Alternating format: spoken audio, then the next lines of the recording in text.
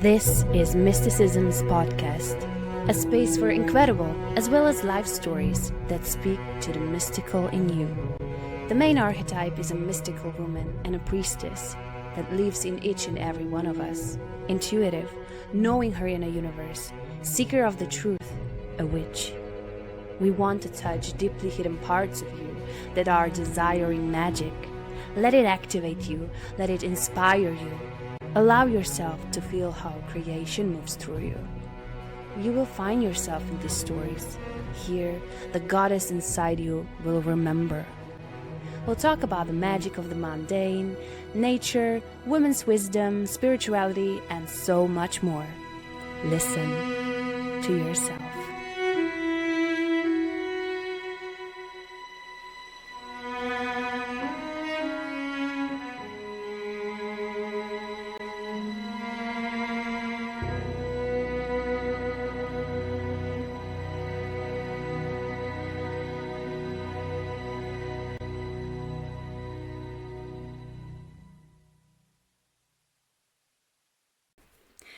Hello everyone, welcome back to Mysticisms podcast. Today I'm joined with Alicen Grey. She is a musician, a magician, an artist, a writer. She's writing about mysticisms, metaphysics, mental freedom, and so much more. She's an expert on the language of symbolism, and her artistic name is When Humans Had Wings, which she talks about quite a lot, that she believes that humans can actually fly. I'm so excited to dive deep into our conversation. But firstly, I guess I just want to put out a disclaimer to have an open mind and most importantly, open heart while listening to our conversation.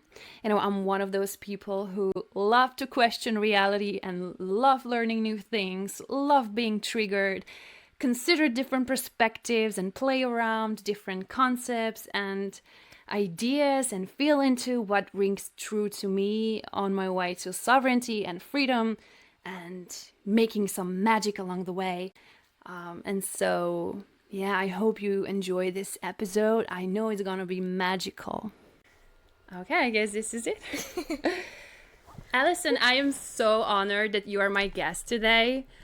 There is so much that we could be talking about. You know, I love the mystical and paranormal and, you know, conversations about magic being real and manifestation working and humans flying, you know. Yes.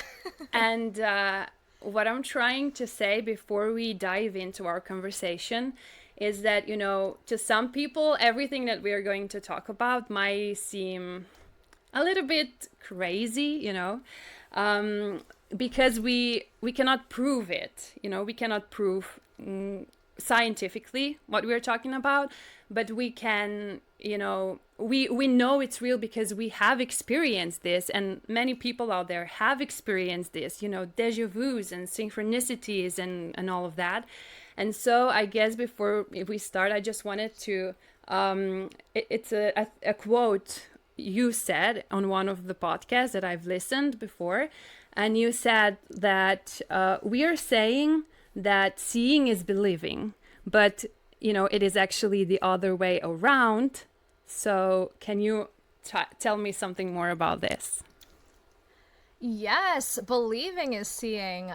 People don't realize that the beliefs you choose to have are what determine what you're even able to perceive. So the magic in this world is always all around us and always readily available for us to interact with and engage with and experience. But the reason so many people can't access it and think it's not real is because they're predisposed to doubt and predisposed to what is called a hylic way of seeing. And the word hylic comes from Gnosticism, and it refers to people who basically believe that the material world is all there is. So you've got an entire universe just purely made of material substance, and it follows these very strict laws of physics that can never be broken. And so anything that falls outside of that paradigm either just doesn't exist, or it must be a hallucination, or we must be crazy. And So what I'm always trying to explain to those types of people is that, you know, just even believing in a material version of the world requires faith. You have to believe that there is such a thing as an objective static reality, but who's to say that there is? Oh, yeah. And I also find it very odd that when it comes to supernatural experiences, that the default explanation is, oh, well, you could have just been hallucinating. Why is it that those experiences are automatically assumed to be hallucinations and not literally everything else? I mean, I don't know that I actually went grocery shopping yesterday. What if I was dreaming? Like, you know what I mean? Over these mundane things. So, oh, there was a point I wanted to make after that. Actually, I think I kind of said it all. Yeah. Like, the magic becomes available when you open up space in your perception to entertain it. And then the things that can happen once you open up to the possibilities, oh my God, mind-blowing. Mind-blowing. I know. It's actually a thing that I wanted to address some time later. But now that we are here, you know, I actually written it down on reality, you know, not even being that real. You know what I mean? And that's a concept that I got in one of your... I kind of, like, I've gotten to feel it actually while I was reading one of your Substacks on the shape of the earth, and it blew it blew my mind. Like, what if reality is actually different for someone who lives on a globe or someone who lives on a flat earth? Like, what if it's actually different? And that is something that so many people couldn't, you know, wouldn't even how do you say this, like, they would not even, like, sorry, I cannot find the right word. But yeah, it's a concept that a lot of people would say it's bullshit. Let's say it like that, you know? Yeah. And so, yeah, I mean, it's a very interesting thing. But once if I go into this reality not even being that real, like what you're saying, that reality is, you know, what if life is but a dream? If I go into this, it's like, wow, everything is possible, right? Yeah, and I'll give a quick summary of that Flat Earth article for anyone here who's not familiar with my work. Basically, the argument I was putting forward in that essay is that people think, like, they come at the shape of the earth debate with this idea that there is one objective truth to find, and with the right scientific studies and the right measurements, we'll ultimately find out the true shape of the earth. But what I was putting forward was that the way you perceive the earth depends a lot more on your spiritual state of being. So let's say, for example, if you personally, like, in your inner world, don't feel like you have a lot of light in you, like you're not very illumined inwardly, it's going to be more likely that you'll be biased in favor of the heliocentric model, which says that the sun is millions of miles away, right? Whereas if you're someone who feels like, you know, light is actually close, like you have a close relationship with the light, flat earth will be more appealing to you because it puts the sun right inside of our own sky, and it's not that far away. You could practically touch it, right? And so, and then there's the, you know, your relationship with gender. Like, if you maybe are predisposed to a more patriarchal worldview, again, the heliocentric model might be more appealing, and you won't even realize that that's what makes it make more sense to you. But it's because the sun on our collective level represents the masculine and the moon represents the feminine. So if you are predisposed to seeing men as more powerful, you'll be more inclined to find logic and reason in the heliocentric model, which says that the sun is just huge and the moon is just this little thing, you know what I mean? And that's analogous to, like, men and women. So again, like, we don't even realize how much of our reality is based on things going on in our subconscious, things we absorbed as children when we were practically in a permanent hypnotic state, right? Like we've absorbed so many limitations and so many biases in that pre-verbal space. We don't even know how much of our reality is essentially controlled by beliefs and states of consciousness that we've inherited. So a lot of the work of becoming conscious and becoming free is actually going into that subconscious realm and undoing those limitations at that level, at the subconscious level. Yeah, that's actually all that we are here to do, isn't it? Like, I mean, learning about our subconscious. I mean, essentially, yeah. Can I read a short thing from your Substack? I love your Substack. That's how I found you, and I binge read it. You know, binge read it. Oh, thank you. And I'm so glad. Thank you. And so I just, I want to read something. My memories of utopia are strong and undying. I still speak my native tongue of synchronicities, where God calls you up by hurling a comet across the sky, or answers your questions by way of random song lyrics on the radio, or talks to you through a stranger who says exactly what you need exactly when you need it. It's a language beyond words, spoken from heart to heart, translatable only by those with ears to hear. I love this. You know, I love synchronicities. I feel like they're so magical and like little miracles that I see them as a proof that there is something bigger than us. It's like, you see how universe or God, or however you want to call it, is working behind the scenes. And so my question for you is, like, how do you perceive and what synchronicities actually mean to you? Because I know that you are writing quite a lot on and talking quite a lot on synchronicities. Yeah. Ooh, such a big question. So I perceive synchronicities as like those glimpses beyond the veil where you start to see just how responsive reality is to your own state of being. So I would say, generally speaking, we all experience this earthly plane, this material plane, as having lag time between our state of being, an emotion we feel, a thought that we think, and then the outer manifestation of it. So that's why so many people, because of that lag time between the thought and then the thought form, a lot of people never wake up to the fact that they are agents in this reality, that they have influence and they can actually change the course of their fate. So they never figure it out that, like, oh, I've been thinking in this pattern for a while and now it's manifested as this situation in my life. But synchronicities give us that opportunity to see what it's like when a state of being we have manifests instantly, when there is no lag time.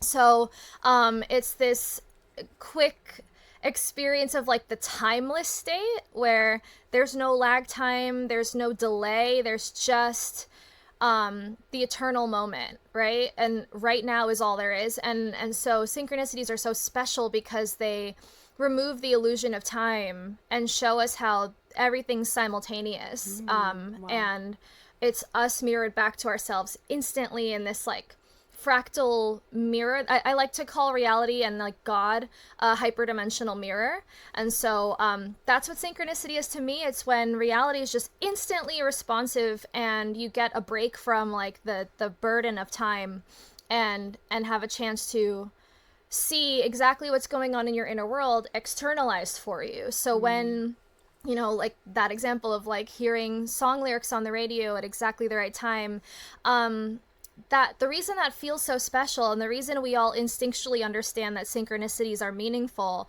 is because on some level we know that we are not bound by time, that we are eternal, right? We have souls that are not limited by time and space. And when we have those moments of like remembering, it's like feeling at home again, right? It's like, oh yeah, this is so divine. Like this is utopia, right? And yeah, so that's why I included synchronicities in that post about like utopia and what it's like to remember living in utopia. Oh, that's amazing. I love the God being the hyperdimensional mirror. It kind of rings true to me. And the way I am starting to perceive reality, like, I am playing with this concept. Like, you see a great quote on Instagram or something, and you're like, oh yeah, wow. But then actually feeling this, actually going through, I don't know, process of manifestation or something, actually experiencing these things that are, actually, how do you say, rewriting reality, yeah. And so I love this concept. Can we dive into your stories, like, mystical? I know you had many mystical stories like that. Can you like share some of them with us? Oh yeah. Yeah. It's like, where do I start? I have so many. I mean, a big reason why I am constantly talking about human superpowers, like the ability to do telekinesis and fly, is because I've had experiences with these things. So I'll just pick a random story. When I was in high school, at age 17, I met this spiritual mentor who was so bioelectric. I mean, she practically glowed, and just being around her at that time of my life activated something in me. And then I started having maybe like 100 times as many supernatural experiences as I had already been having, because I'd already had a very strange supernatural life, but this was just like amplified. Like, so it was like she kind of initiated me into this like awareness of the spiritual world just with her presence. And so my life became just this ongoing state of being of like, whoa, this reality is so weird. It is not at all what I've been taught that it is. Like, we're not limited by time and space. There's no separation. Everything is one. And I really got it. And age 17, when you're a teenager, you're still in high school, that is a weird time to be having this like onslaught of supernatural experiences with nobody to explain anything to you. Like, what is going on? So one of the many things that happened that year, one of the most earth-shaking experiences for me, was I started growing poppy flowers because they're my favorite flower. So I got some poppy seeds at the store and just got some soil and a planter and put the planter on my kitchen counter and just started growing these poppies. Now, I should mention that I didn't do any research on what poppies needed. I was just being very irresponsible about it. But I did at the very least have the empathy to like talk to my flowers every day. So every morning I'd get up and I'd talk to my flowers, like, and they hadn't sprouted yet. So I would talk to the seeds, basically, like encouraging them to grow. I'd tell them about my day in the morning before I left for school, and then when I came back from school, and just like had this ongoing conversation with them. And then one morning, maybe like 2 weeks into growing them, I was like waking up from a dream, and I actually saw a light, like a stream of light coming from the kitchen into my bedroom. And like, I felt that it was coming from them, like they were trying to get my attention out of the dream. And then when I woke up, I heard, like, I felt them saying, oh, she's awake, like they were excited. And so now I'm starting to think, okay, I'm crazy. Like maybe I'm going a little too far with this whole talking to my flowers thing, right? So I just kept writing it off, but that feeling kept growing and growing. Like, I started to feel them talking more and more. And I have a bunch of stories from that time that I'll just like summarize as they started to seem more and more interactive with me. That's the best way I can describe it. So then finally, one day I started to feel really, really thirsty, like extremely thirsty. So I was drinking so much water and nothing seemed to quench this thirst. And then it got even weirder. I started to feel like a layer of mold was growing on my skin. So if I didn't feel crazy enough at this point, now I felt straight up psychotic. I was like, okay, I feel, like viscerally feel mold, like a thick, maybe like 1 inch layer of mold on my skin, but there's nothing there. My skin is normal. I didn't change anything about my routine. So I'm chugging water and I'm still parched and dehydrated and I feel moldy. And then it occurred to me that, wait, maybe this is my flowers. Like maybe my poppy sprouts are feeling this way. So in my mind, I thought, oh, they need more water, right? So I started watering them more, but then the sprouts like started to die like one by one. And as they were dying over the course of a few days, the way that I felt so thirsty actually became like really scary. Like my inner world started to feel darker and darker, like I was slowly dying. And now I was just terrified because I was like, well, what do I do? I'm so like entangled energetically with these flowers that I think I'm feeling them die, but I'm giving them water and it's making it worse and I don't know what to do. So finally, it came to a point where I was just like, I had my head on the edge of the planter trying to talk to them because I felt them flickering out of this realm. Like I felt their energy leaving and going to the other side. And I was like, if you die, I'm afraid I might die. What do I do? Like, can we break this connection?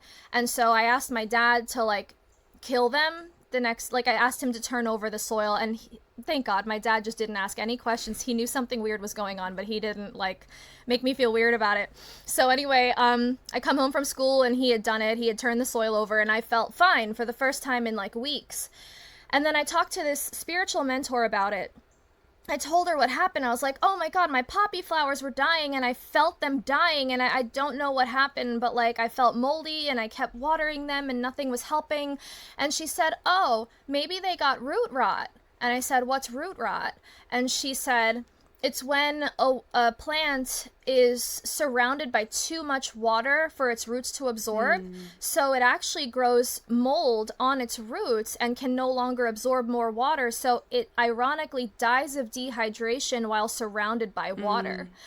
And I was in shock when she told me that because I had never heard of root rot. I knew nothing about gardening, but I felt exactly what she was describing the plants as having gone through on their way out. And it was like that for me cemented the knowing that we are all connected. Telepathy is real. Plants are alive. They have consciousness. They can talk to you. Like so many things became clear to me through that experience, and ever since then I have never questioned that plants are alive and conscious and smart and they can talk to you and you can talk to them. But yeah, that's got to be one of the most intense experiences I've ever had, like straight up empathetically feeling my flowers dying and feeling exactly what they were feeling as they were dying. It was very, very intense. Wow. Yeah. Wow. Yeah. So would you say it's just because you might be more sensitive to these kind of things, or do you think it's actually that everyone can do something like this, experience something like this? That's such a great question, because I think it might be a little bit of both. I think some people are more sensitive, but I think it does come back to belief. Like if you are more open to these things, you're more likely to experience them. And that belief, again, because we inherit consciousness, I come from a lineage of people who were like earth witches. I have a few traditions in my ancestry that you would consider like earth magic or something like that. And so there's a lot of like entanglement with the natural world and just like a natural understanding and like relationship with the natural world that maybe people from a different lineage might not have right away. But I ultimately, in my heart of hearts, believe everyone has the potential to experience things like this, and it's just a belief away. All you have to do is like drop that limit and say, okay, I'm gonna open myself up to new experiences. I want to know the truth of the universe, and then you'll start having new experiences. But there's a level of like releasing the old limited identity that has to take place. Like you have to become someone who's willing to be perceived as crazy. I'd say that's the biggest hurdle to most people. They're just so afraid of either feeling crazy or other people calling them crazy. And It's understandable because we are such social creatures and we depend on each other for our survival. So the risk of being rejected or excommunicated is, that's a real primal fear, and it makes sense why people would be so preoccupied with like fitting in or seeming normal. But I don't know, I like to think that in the new world that we're generating, something closer to utopia that we're evolving towards, that our communities will be based on an understanding that actually we are spiritual beings and you won't get rejected for believing such things. That's what I think. Yeah, I kind of think that too. I mean, that's exactly why I'm having this kind of conversations. It's because I've always loved them, ghost stories. When I was little, like we were driving down in school on a bus, and we would like talk to each other, different ghost stories. Oh, I heard this one. Oh, I heard this one. And we kind of knew they were real, Yeah. I mean, they ring true and real for us, as kids, talking about those supernatural thing. And then we grow up and it's like, where's the magic? Where's the magic? Where's the magical things that we were experiencing when we were kids?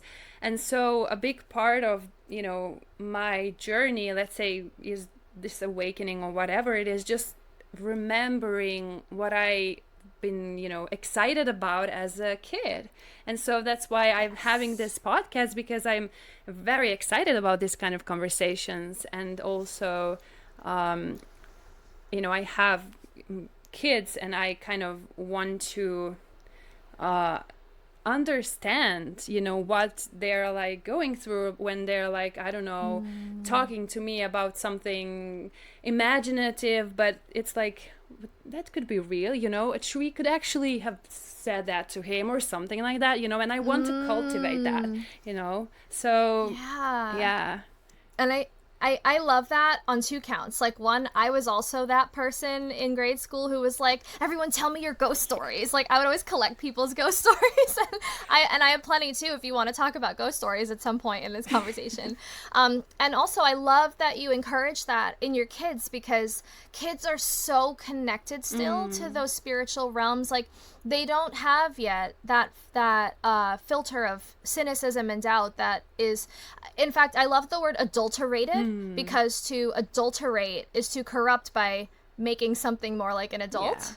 And so we adulterate kids' imaginations, and that's what makes the world less magical as they grow up. Like, they lose touch with that inner knowing. And if anything, we should be learning from them, right? Like, and I don't think it's any mistake that there's that verse in the Christian Bible that says, you must become like children to enter the kingdom of heaven. Wow. Like, 'cause they're closer to it. And we have forgotten over time, and they have the key in a lot of ways to bringing us back to that place. Yeah. You can tell me a ghost story.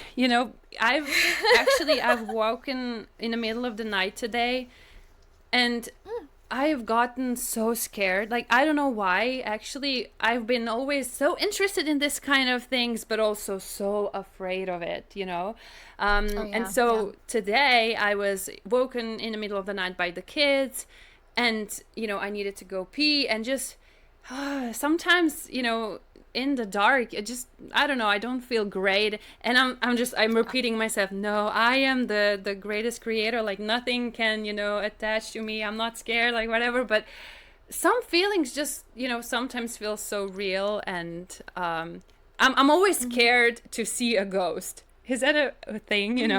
I'm scared to see a ghost. I guess I do believe in ghosts, if I'm scared to see one. So I'm all ears. Oh, that's totally normal. I mean, thankfully, I have never straight up seen an apparition of a ghost, but I have been clairsentient all my life. So most of the psychic input I get is through tactile, physical feelings. So I won't see a ghost, but I'll feel it. Like, I could feel where it's standing, what it's wearing, what gender it is, but I don't know how to explain it, but like, I can feel it's in all the information I need about it. Thank God I don't see them, because I think I would freak out. Like, maybe that's the thing. Oh my God, that's creepy. No, but Yeah. but I do, you know, sometimes I lie in my bed and I'm just like, it did happen multiple times when I hear my name, you know, let's say I'm sleeping and it's like, Yanya, you know, so, and I'm like, oh, that was so real. Oh my God, don't do this. Okay, so. Yeah. I'll before I tell you my ghost story, I'll tell you what's helped me with like nighttime interactions with phantoms and things. Before I go to sleep, I make sure to proclaim very authoritatively, this is my space. If you were not invited here, get out and leave immediately and permanently. Anything that basically establishes that this is my territory, and if it's not of God, if it's not holy, it has no right to be there, like that. And I stopped having sleep paralysis after making that a regular nightly practice. So just throwing that out there. I for anyone had who one. has that issue. I had one, and it's creepy. Also, I don't want this conversation to be creepy or whatever, but I'm actually excited. No, I'm actually excited about this topic, and also I just one more thing that I want to say is, you know, I have a dog and kids, and so when I feel weird, like maybe it's a telepathic thing with, you know, me and my kids, that is true 100%. You know, every mother has such a deep connection with the kids, and I know exactly, oh my God, he's in danger, and I go there and he's in danger, and I'm like, okay, you know, so I trust this thing, and I've seen it work so many times. And also, you know, I just look at the dog and he's sleeping there carelessly, and I'm like, okay, everything's fine. You know, I mean, because I believe that they are very sensitive to those kind of things. So, Yeah, if they're not freaking out, I don't need to freak out, basically. I feel you. Well, I mean, the ghost story I was going to tell you is creepy. Do you still want me to tell it? Yeah, okay, I'll just put a disclaimer on it. I like those stories, you know, but just for the people listening. Okay. Well, actually, I guess I could tell it well, okay, do you want me to tell the creepy one, or do you want me to tell the one that was just maybe kind of funny? Tell both.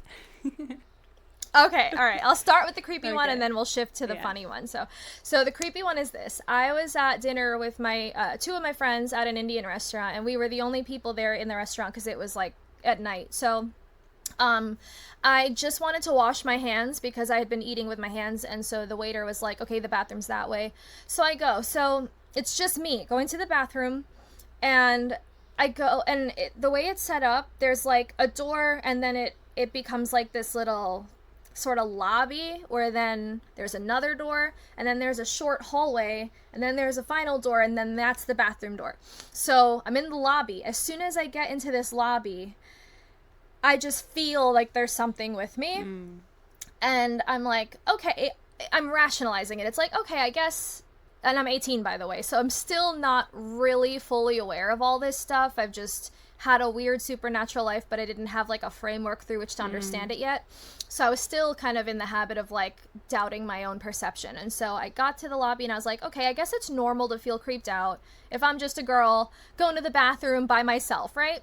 So then I go to the women's restroom door and open that. And now there's this short little hallway. I don't know why they designed it this way, but there's this little hallway, and then there's that final door. And in this little hallway, there's no light overhead. It's just dark. So there's like a split second where the first door closes behind me, and I'm in the dark until I open the second door. So in that moment, I actually, in the dark, felt like a human face like come up right here by my ear, and it's like breathing down my neck. And I'm like, okay, I'm just thinking that because I'm in the dark. It's just the darkness. It's just the darkness. And then I quickly open the door to the bathroom, and something, you know, when you walk into a room and you immediately have a sense like, oh, someone's in here, like maybe subconsciously you heard a noise or like saw a movement, and so then your brain registers that as like, oh, there's someone else here. So I had that moment like, oh, someone's in the bathroom, and then I looked under the stall doors to see if anyone was in the bathroom, and nobody was there. And I was like, oh fuck. So I'm like, okay, I just have to wash my hands, so I'm just gonna do that quickly and then get out of here. So I turned to the mirror. Now I don't know what is up with this mirror. Everyone who's gone to this Indian restaurant in Yonkers knows what I'm talking about. This mirror feels like a portal to a different dimension. It's so crystal clear. It's like unreal. Like it's not a normal mirror. Something's up with it. I don't know who did witchcraft on it or what, but that is not a normal mirror. So now I'm facing the mirror, and I feel like it's just something about it is so creepy, and I'm washing my hands really quickly, just like keeping my head down, and then I feel between me and the door, I feel the ghost manifest right between me and the door. And I knew in that moment, if I look up into this mirror, I'm gonna see it. And I was like, I do not want to see it. Feeling it is enough, because it was emanating this like hatred. Like I thought it wanted to kill me. So now I'm scared.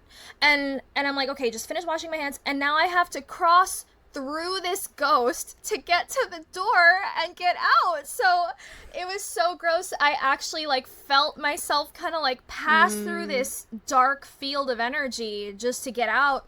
And then I get out, and I ran into the waiter, and I tell him, like, I'm kind of trying to laugh it off. I'm like, haha, that was the creepiest bathroom I've ever been in. And he said, yeah, it's haunted, but I didn't say that because I wanted to see if you would pick up on it. Oh my God. I'm like, why would you like offer me up as a sacrifice to this like murderous ghost, right? So then then we keep talking about it, and he says, yeah, there's some sort of ghost in this building because when the cook is here at night and he closes up the restaurant, he says that the lights start swinging and the doors start slamming and shit like that. I'm like, that's an angry ass ghost. I don't know. They need to do some sort of cleansing. Yeah. But yeah, basically I felt it before he informed me that there was something there. So that was like, back in my early days of psychic awareness, that for me was like proof. Like I couldn't have made that up. Yeah. You know what I mean? Like, yeah. So for anyone who still doubts, there's a little bit of proof for you. But now I have a funny story to share. So I'll share this one. So this is so my personality. I once was inspired to host an event. This is when I was living in Manhattan. So I hosted an event in Brooklyn called Let's Talk About Death. So basically it was just like a poetry show where I would find local poets to read poems about death and grieving and things. And then in between each poet, I would moderate a group discussion with the attendees.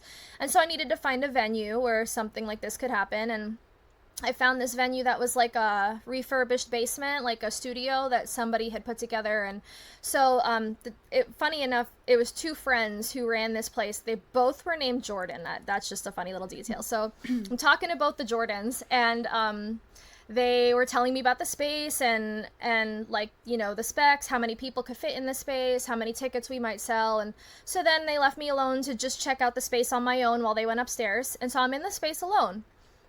And again, it's a basement, and there's a door in the back that leads up into like a backyard courtyard type of thing. So so it leads to the outside, and I actually felt as soon as they left like a ghost manifested in the basement, and I felt its presence. It was very not threatening.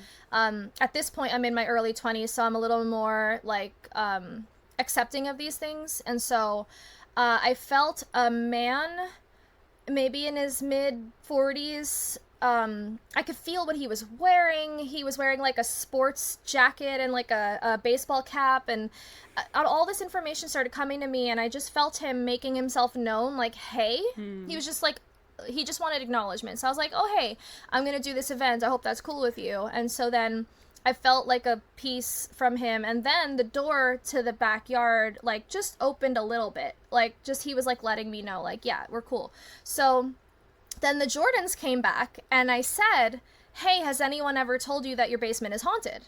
And they said, yeah, people have said that, but I don't know, I don't really believe in that stuff. And then the other Jordan was like, I mean, I don't know, I'm kind of open to it. And as we're talking about whether or not we believe in ghosts, the door to the backyard starts opening slowly. I could see clairvoyantly like a faded image of the man, like just barely seeing him, but mostly just feeling his presence. Like I could see him pulling the door. So I said, well, there he is. Yeah. And then the first Jordan was like, oh no, that's just the wind. But there was no wind. You could see the trees outside. They weren't moving. It was only the door that was moving. But then the second Jordan was staring at it, and I could see him starting to accept that maybe he was seeing a ghost right before his very eyes. And I just thought that was such a funny example of how, going back to what we started with, the beliefs you hold are what determine what you can experience. Like someone who's decided ghosts aren't real could literally be standing in the same room as someone who does believe ghosts are real, and they'll be having two opposite experiences of reality right next to each other. Yeah. It's like we really are in our own little, like, it's almost like we have these spiritual virtual headsets. I don't like to make video game or like simulation analogies, but it's, you know, it's like we are essentially in our own like sorted algorithmic realities based on our belief systems, you know? Yeah. Yeah. Whew. Oh, that's interesting. Wow. Now I'm keep going back to the thought that, oh, but, you know, even hearing those kind of stories, people are still like, but, you know, it could be just, you know, that's not real, you know. Yeah. But we know it's real. Yeah, I know it's real. Yeah. And something I love to point out is because I actually have a whole article on this that addresses specifically doubt about paranormal experiences. And a lot of the times people will appeal to more of the material world and say, I'll believe it when I see photographic or video evidence. But my answer to that is like, well, cameras were made by humans, so of course they're gonna reflect our own perceptual limitations. Like, and so it's weird to say I'll believe it when a camera reveals the proof, as if the camera doesn't have the same biases that humans have. Yeah. And so I'll send you that link if anybody wants to read it. Maybe you could like put it in the show notes or something. Yeah, that would be awesome. Yeah, okay. Whew. Where to go next? I feel like we should just go into more positive way. Clean this up. Yeah. No, but really, maybe I would want to talk about, you know, creating. Like, we are the greatest creators, right? And so, yeah, do you have anything to say about that, you know, creating reality from our perception? Yeah. Oh, goodness. I love creativity. I love art. You know, art is my whole life now. And this conversation is especially relevant in this day and age of like AI, where, you know, there's this huge revelation happening of like the collective's feelings towards creativity and life itself by how we've so quickly accepted AI into the fold. Like, you know, people are really mesmerized and amazed by AI generated films and AI generated imagery, and it really speaks to like a spiritual deficit in, you know, there's so much coming up to be examined in the collective right now and integrated in like in a shadow work sense. So but, you know, to bring it to the positive side of things, I see creativity as an automatic byproduct of life force. Like when you have that bioelectricity just like coursing through you, you're naturally just gonna be more expressive of that life force. It's gonna come out somehow. It's gonna come out in writing, in music, in dance. You know, humans, we just are creative. And the more of like that God force is flowing through us, the more easily art just comes out. And so that is a part of the creativity conversation that I don't often see being discussed, that like when someone feels creatively blocked, that's actually a block of life itself, right? And so so there's some sort of healing that like when you feel like you can't create or like you don't feel inspired, that's like a dead giveaway that there's something blocking the feeling of being alive in you, right? And so so the healing needs to take place on that soul level in order for like the art to come back. And I know this firsthand, like when I step back and look at the arc of my personal development and the kind of art I used to make when I was young and when like some childhood trauma was really fresh for me, I made some really dark, disturbing, twisted art back then. And as I've healed as a person and come to really love being alive, my art now, it's not only am I constantly creating something, like always writing, always making music, but now it's like really inspired. Now it's like, hey, everyone, did you know that humans can fly? Yeah. Like now it's like, all I want to talk about is spiritual potential and like getting closer to God and love. And, so I would say your art, there's something someone said once at an event I attended. It stayed with me. It really spoke to me.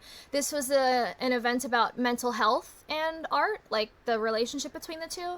And this woman who had been diagnosed with bipolar, she said that she often would not even notice when she was beginning to enter a depressive phase or a manic phase. It would just kind of be subconscious, but her art would always know before she did. That's what she said. My art always knew before I did. So if she would look back at like the beginning stages of a manic phase or depressive phase, she would see that her art was starting to take like a darker turn and, and be more sad or like disturbing. And so art can be a really interesting reflection tool of like what comes out of you. And if you have the courage and the willingness to actually like just look at what you're generating, just look at what you're putting into the world and really ask yourself, is this what someone who is really alive and loves life would create?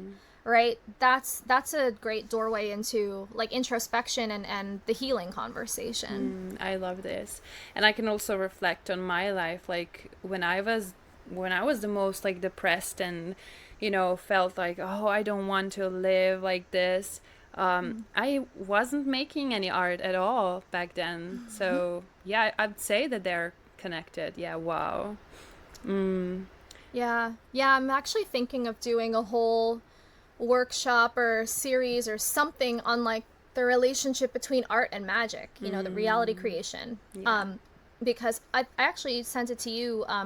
There was that painting I did that like once so it's like an art can be an automatic byproduct of life force in you, but it can also be something you consciously sort of make happen with the intention of changing your life. So people have been doing this since time immemorial. Like you can write a story, whether intentionally or not. You can write a story and like have a certain plot that ends with like somebody dying, I don't know, whatever it may be, and then you could like not think about it for years, and then slowly over time you'll start seeing the characters from that story showing up in your life as real people, and the events from that story taking place in your own life. That has happened to me so many times. Like when I was younger, I used to write stories all the time. Like at recess, I would be the kid under the tree just like writing in a book, and like I was just always writing, and these stories would be though like kind of disturbing. Like I don't know where at like 10 years old I was getting these weird ass stories from, but then over time in my life, the characters that I thought I made up started actually becoming real people I'd meet in like high school, at summer camp, and things like that. And they would actually change the course of my life, much in the way that the characters in the story did. And I finally clocked it when I produced a play in 2017 off Broadway, a play called Jinx. It was a story about 5 vigilante women who castrate rapists. And it's kind of like a superhero story, like these women who just take justice into their own hands. But I won't get too deeply into it because it is kind of disturbing, but I ended up being sexually assaulted during the production of that play. And the way it all played out, it became undeniable to me at that point that, okay, I'm not saying it was my fault, but I can see how I played a role in generating this reality by creating something very unconsciously, like without intention behind it. And so ever since I figured that out, I've been very careful what I create now, and I won't just like write a song about like heartbreak, because I don't want to be singing like a mantra songs that are like anti-love and then embed that doubt about love into my subconscious, and then reality gets created from there, right? So not only the art you create, but the art you consume can be a huge factor in the kind of reality you experience. Yeah. Oh, this is so many things that I want to say on this. First of all, like, you know, I wanted to be an actress when I was a teenager. And at some point, I was like, I actually don't feel like doing this because I could feel myself go so deeply into a role. And if I would go, like, you know, really deeply into, I don't know, depressing role or whatever, like, that would have an influence on my life, you know.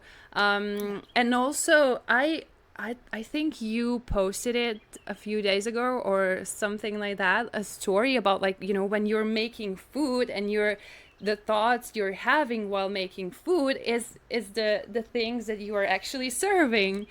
And that's like, wow. I mean, we were talking about, like, you know, unintentionally doing it, and, you know, but think about it, if we would intentionally living our lives knowing that while we cook, like, we're having positive thoughts or something and serving that, and you know how, yeah, how beautiful things we could create, you know.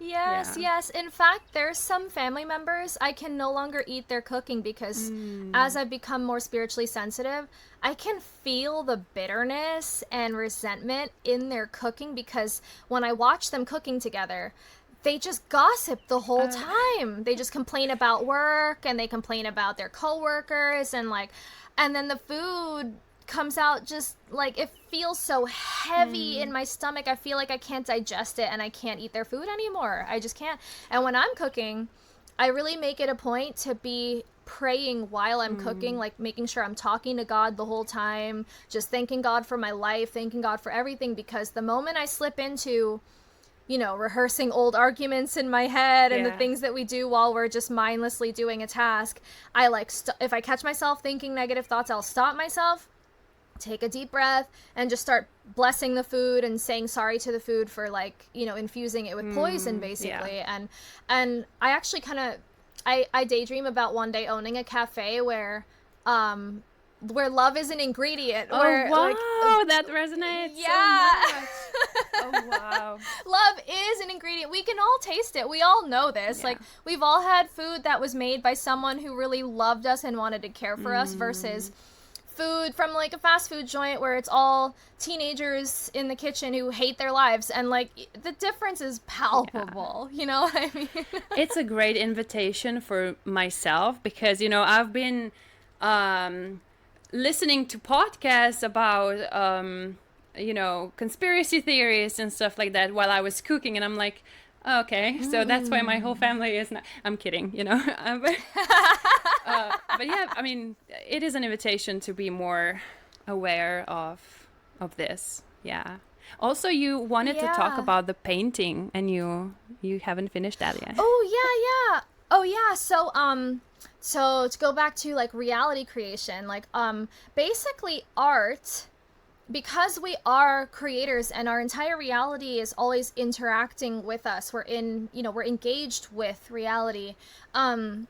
We can create art in a way that becomes like a holographic insert into our timeline. So if you decide you want to be a successful business person, you could, with that intention, like holding it firmly in your inner space, that feeling of being a successful business person, you can hold that feeling while painting a picture of yourself in a business suit, like sitting on a pile of money or whatever symbolically speaks to you. And if you can make a meditation out of creating art from a specific desired state of being, then when you complete the work of art, it becomes like you've inserted a new timeline into the old timeline and like changed the course of your life. And I did that with my painting. It's wrapped in plastic right now, or else I'd pull it out and just show you, but I could, you know, send you a photo and maybe if you could work it in here somehow. I made a painting of where I wanted to live and when I was making this painting, the context was I was in a housing situation that I felt trapped in.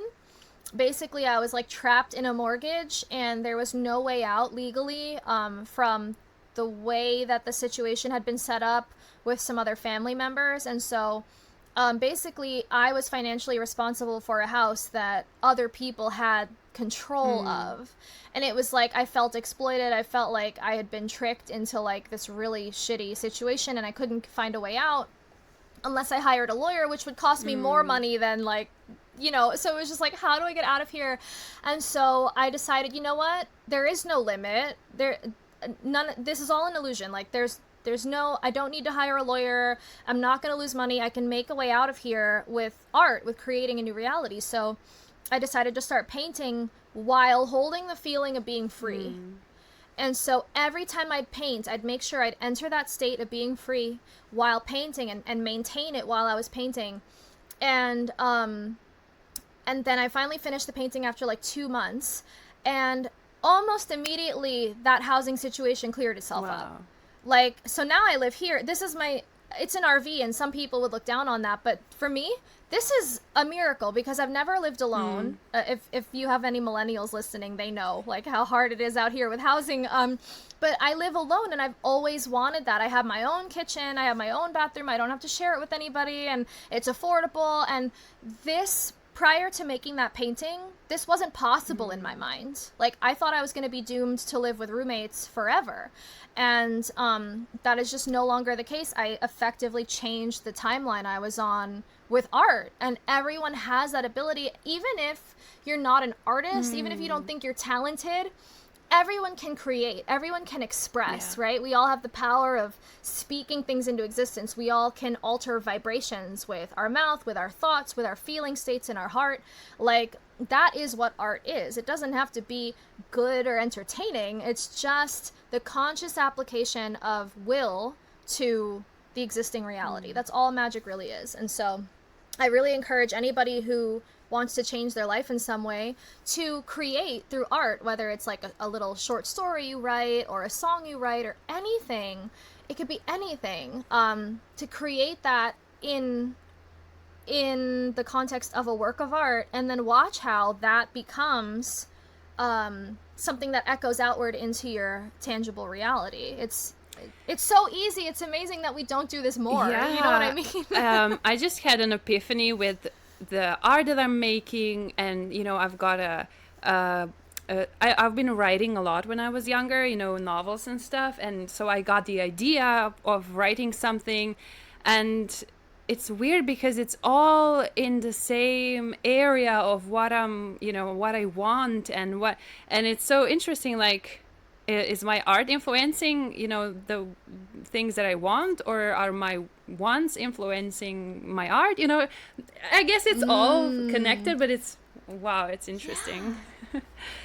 I love that you articulated that, because I feel the same way when I'm creating a work of art. It's like there comes a point where it starts to feel like the art is creating itself, right? Like you just tap into this pure source that just generates endlessly.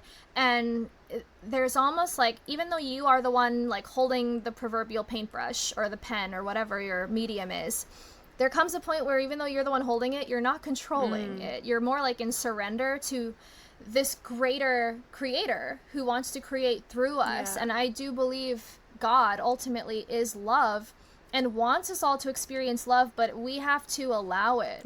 We have to like make space for it. And if we don't, and if we resist it, that's how we end up in this like tangled world of like timelines we don't want to experience, because we're like, we're trying so hard not to let the life force flow through us, right? I don't know why we do that. I think it's sort of like an addiction to death. But that's... No, it's interesting. If I start talking about immortality, then I'm never going to shut up. I know. But it's interesting because I have been, listening to something that you were saying not that long ago about that. And I kind of was looking at it from a, birthing point of view. Like, in birth, you're afraid of death. You don't want that. But at the same time, like, our society is so, we don't want to get old, and we fear death. And it's what you said, like, maybe we are on some level addicted to death, and that's like a weird thing to think about. I could say so much about that because, like, you know, I try to be careful in these conversations not to suggest that it's like wrong to age or die, but I do think humans can and are meant to live a lot longer than we do. And I think a lot of the way our culture is fosters early death and limitations. And so Yeah, so like, and I love that comparison to birth, because even though I've never given birth, like I think that's so spot on, that like the way our culture collectively fears birth and calls it the most painful, scary thing a woman can go through is just like a testament to how much we fear life itself. Like I think if we collectively really loved life and embraced life, birth, we wouldn't be scared of it. It would just be like, oh yay, a birth, like more life, yay. You know what I mean? Oh, that is so... Oh, I can feel this, whatever you're saying. I can feel this, because I feel like I don't want to go down this road, but I feel like on every corner there are systems, there are things that are just kind of after our soul, you know? And I feel like we really need to take care of our souls, like what we consume and what we, you know, think. And so I guess birth is one of those things that are kind of like, you know, in the same realms of this, like someone is controlling the birth space just as they're controlling the, you know, sexuality, you know, and a lot of the things, you know, I could, you know, AI, you said, like, and creativity. And so it's all connected. And basically the thing I feel like, you know, we really should like protect our souls. Yeah, that's it. Yeah. Oh, absolutely. Yeah, I think we have a responsibility to just completely own our sovereignty and master our worlds, in that we are careful what we even allow through the gates of consciousness. Like, I try to be very careful what music I listen to.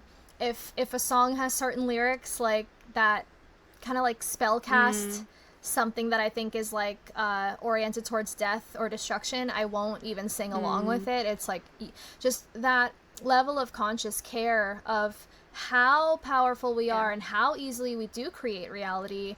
You know, I think sometimes people think of like changing their life as some big hard thing to do, but it's actually so easy when, again, you allow true life and love to flow through you.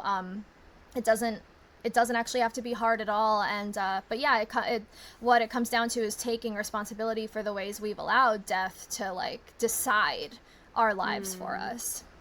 Yeah. Wow. Thank you so much. I guess, you know, I've been thinking about like an hour of a conversation. I mean, do you have more time, or that's okay? I have more time if you want to talk more, but I also want to respect if you had a vision for like an hour. I think that's a good amount of time. Yeah, I also think that, you know, just looking at my notes, if there's anything else that I wanted to address, and there actually is. You mentioned human flight before. Yeah, oh, that's one of those, and then there's one more, and then we can wrap up. Okay, yeah. Yeah, let's go for it. So, you know that humans can fly. Yes. I sure do. And this is literal, you know? Yeah? Oh, yeah. Okay. Oh, yeah. Yeah, and I like to tell people, so that I don't completely scare them away, that they are free to think that I'm being metaphorical if that's more accessible for them. And it's true that humans can metaphorically fly. We are metaphorically free in a lot of ways, and that's still beneficial to contemplate and really absorb into yourself. But ultimately, I am being literal. I believe humans can literally fly, and I am gonna fly in this lifetime. Bet. Like, anyone who doubts it, trust me, I am going to fly. I'm going to figure out how it's done. But the reason that's so important to me is because I believe we are so free that we are even free of the laws of physics. I don't believe there are laws of physics. I think that's a projection of a limited way of thinking. I believe we are prone to seeing limits where there aren't any, and that entirely comes from within. So the more I unlimit myself internally, the more these supernatural things not only become possible, but become normal for me personally. And I know a lot of people would say the same, that, you know, the sort of human superpowers we hear about, like telekinesis and dream walking and these things, become possible as you realize internally that you are free and that the so-called limits of the material world never existed. So I have my own mountain of experiences with like supernatural abilities. We talked about some of like the psychic perception. I have done telekinesis before. I've woken up levitating over my bed once, so make of that what you will. I know someone could very easily say, oh, you were just still dreaming and you thought you levitated. And it's like, okay, well, that's your limit, right? Like, if you decide that that's what happened, then that's what happened, and I can't convince you otherwise. And so all I know is there comes a point where you have so many of these kinds of experiences that you're at a crossroads. You have to either decide, okay, is this stuff real? Or am I going to cling to the limits of the material world, which are safe and predictable, right? And I personally have just chosen to believe it's all real. I'm over here where, you know, it's all possible. The supernatural stuff is real. Miracles happen. Humans have superpowers. And so that's the sort of like realm I'm occupying when I talk about this stuff. It's like, this is so normal to me, and I want it to be normal to everybody, you know? Yeah. Oh, that's amazing. Yeah. And also like that, you know, actually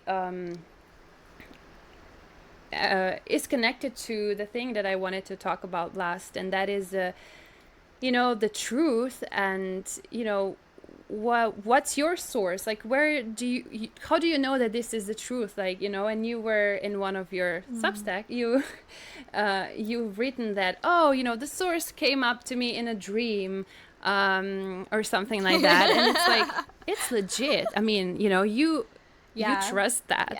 And so I guess, you know, you said once that truth can never be hidden, you know, and so maybe we can like wrap up on this, that Ooh, yeah, big prompt there, because like I paradoxically, I feel closer to the truth the more willing I am to admit that I don't know what the truth is. I think the times when I've been the most deluded and wrong are the times when I was the most certain. Like, I have the truth. I figured it all out, you know? And so the times when I was very ideological. Yeah.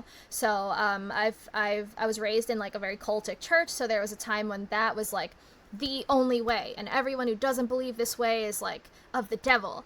And then that shifted into me being like a really hardcore vegan in my teen years, and I was like, if you're not vegan, you're a murderer. And like and the more like devoted I am to one lens over reality, the more I cheat myself out of all these other things I could be learning and experiencing, the, you know, freedom to flow between perspectives and realities and timelines.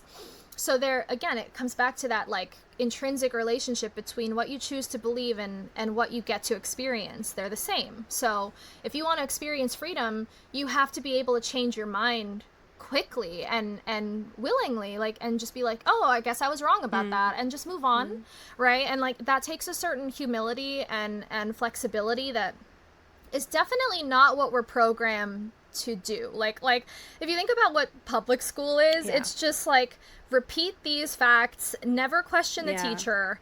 And like your intelligence can be scored in numbers, like it can be quantified. It's so, that's not and how also anything works. it distracts you from the things that you want to be doing, you know, as a kid.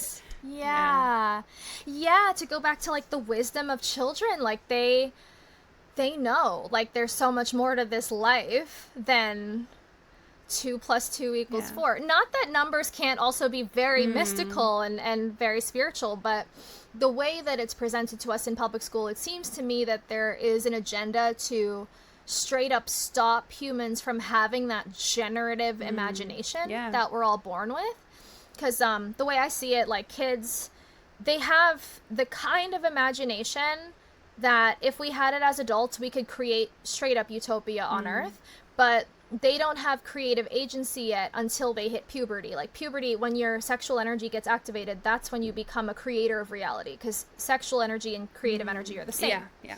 So it's your ability to physically manifest your creative impulses, whether that's in the form of like creating a baby or creating a work of art or something. So to go back to like truth, I paradoxically think that like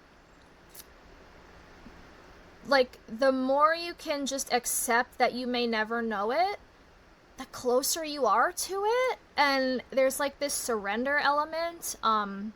So there's like, or more like a balance between sort of surrendering to the not knowing, but then also actively choosing what you're gonna choose to believe in any given moment.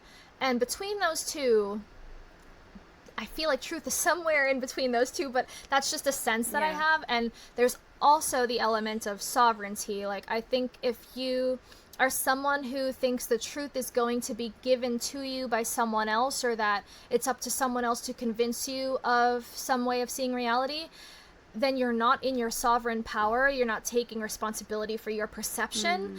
And until you can do that, truth will always escape you. You know, so I have a whole article on that too called Source. I made it up, and it's all about how the only, like, I think truth is ultimately an experience of inner gnosis. It can only be found within. So yeah, if anyone's curious about what I mean by that, I'll send you the link so that you could put it in the show notes. Yeah, well, thank you so much. Thank you. I love this conversation. It's so funny. I thought that having you on was so unattainable. I don't know why I thought that. Yeah, I mean, that's it. And now you're here, and and I'm honored, and I'm very grateful to have had this conversation, and also like maybe we can talk again. Yes. Can you tell us, a bit about your offerings and where can people find you? Because I'm excited about that.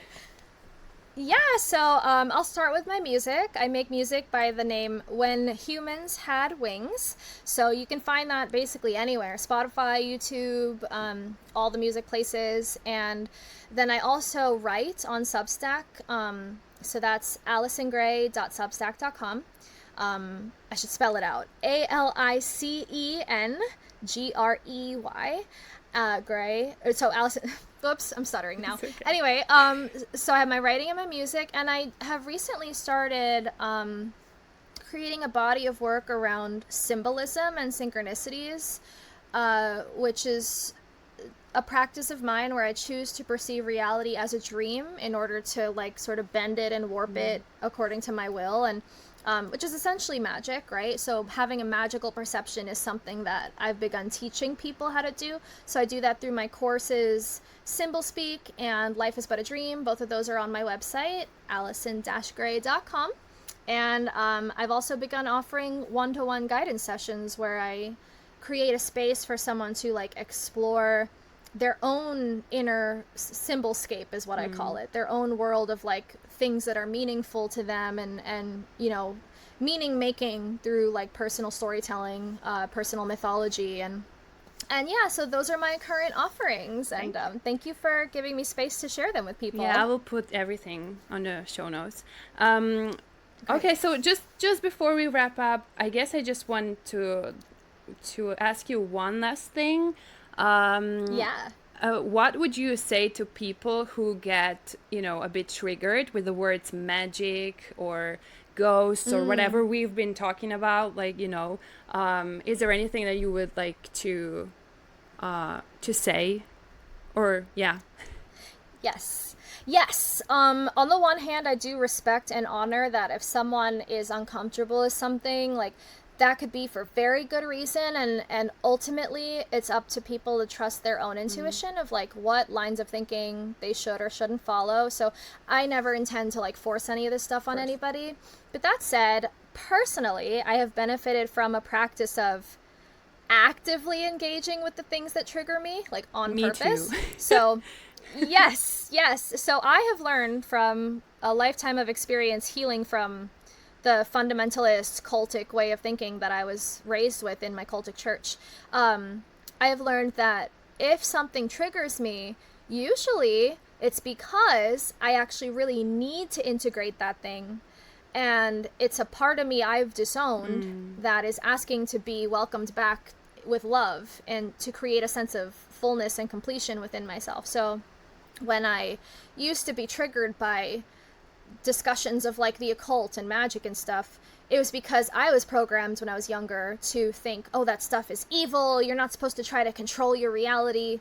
But now that I'm on the other side of like actively engaging with that trigger, I realize, wait, I am a magician. I love magic. Like, this is so fulfilling. And if I had let the trigger dictate what I will and will not engage with, I would have cheated myself out of so much fulfillment, you know? And so basically proceed with caution if you're triggered, but consider the possibility that a trigger might be pointing you towards some part of yourself that really needs your attention and needs your loving acceptance.